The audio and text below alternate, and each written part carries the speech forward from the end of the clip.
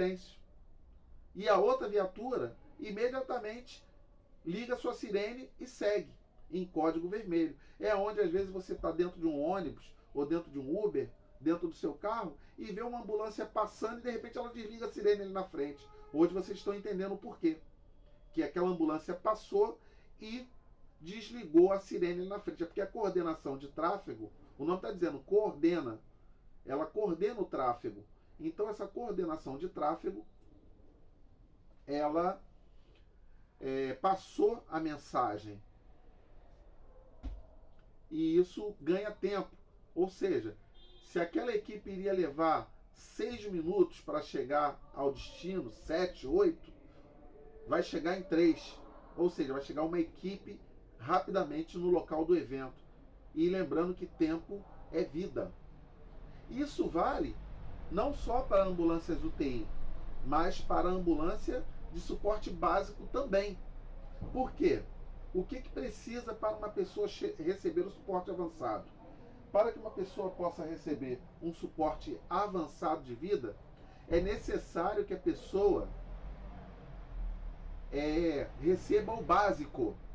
Ou seja, um técnico de enfermagem e um condutor socorrista, eles podem prestar um suporte básico de vida, fazendo com que essa pessoa tenha condições de chegar ao suporte avançado de vida.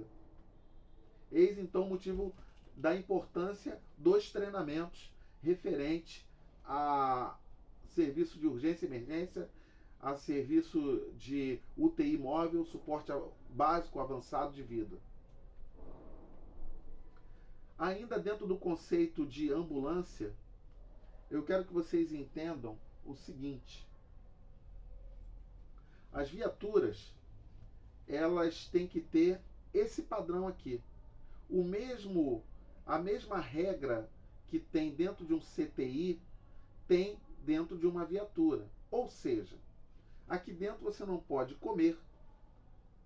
Aqui dentro você tem que usar a roupa adequada. Por exemplo, vocês estão me vendo de jaleco aqui dentro para dar a aula, né? Eu estou usando um jaleco, mas via de regra não se trabalha de jaleco em ambulância, uma vez que no atendimento pré-hospitalar você às vezes precisa se abaixar, você às vezes precisa fazer movimentos que o jaleco te atrapalha. Então você trabalha de macacão. Eu, por exemplo, por baixo do jaleco aqui, eu estou usando um macacão, né? Eu estou usando o meu macacão da empresa, consultoria e resgate, macacão azul. Estou usando o macacão da empresa por debaixo aqui do jaleco, né? O jaleco é só para poder me identificar como professor. E eu quero que vocês entendam também que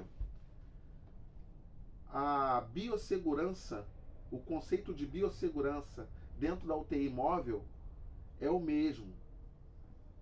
São as mesmas regras do CTI. Se você for transportar, por exemplo, um paciente com Covid, ao término desse procedimento, você deve fazer a limpeza, levar essa viatura para a limpeza terminal. Você não pode, após o término do procedimento, pegar outro paciente. Não, você tem que retornar para o local adequado para fazer a desinfecção, a limpeza da viatura, onde vai ter uma equipe especializada com equipamentos específicos para desinfectar a viatura. Outra coisa bem interessante é que dentro desse conceito de biossegurança, né, você tem na viatura literalmente cones para a via pública, para você poder sinalizar. Existe um dispositivo para que a viatura estacione. Exemplo, se você chega numa via expressa, exemplo, linha amarela, aí você está na linha amarela, você se depara com um motociclista acidentado, né, caído em via pública. Imediatamente, você que está na viatura, o teu condutor socorrista, o que ele vai fazer? Ele vai parar essa viatura cerca de 20, 15 metros da vítima. Ele vai parar a viatura a 15 metros da vítima.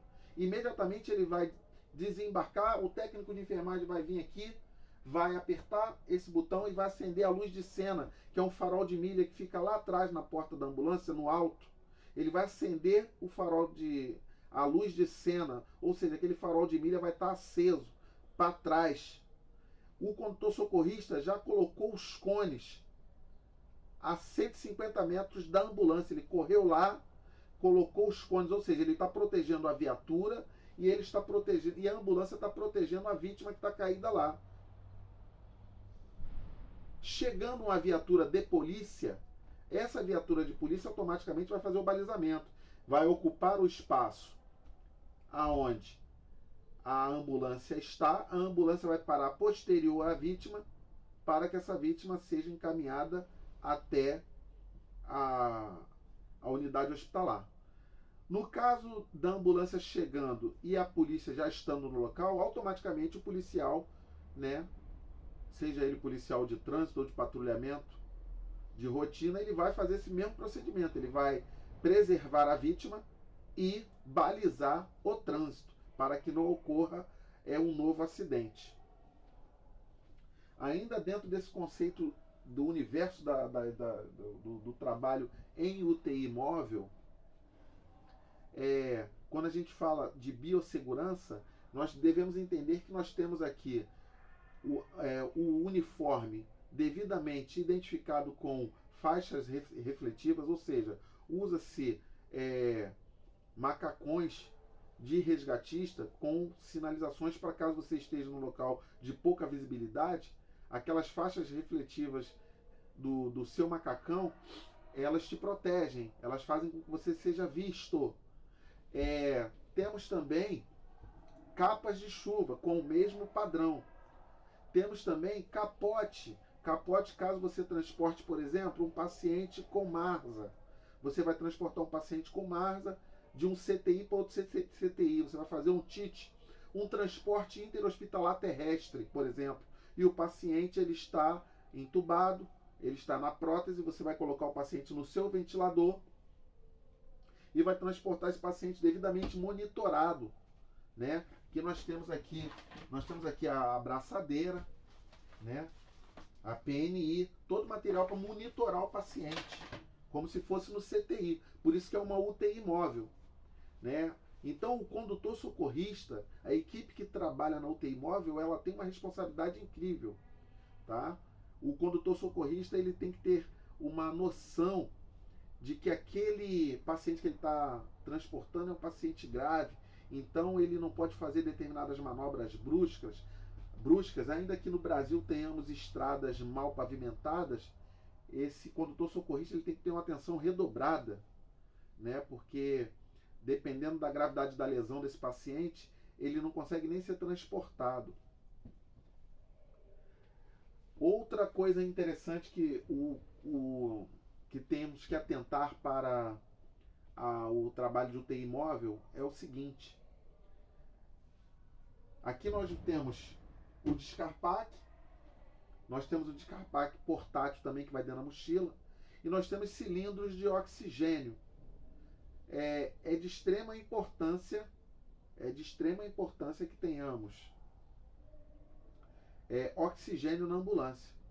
Então, o profissional de enfermagem é responsável, junto com o condutor socorrista, por checar esse oxigênio. Esse oxigênio não pode faltar.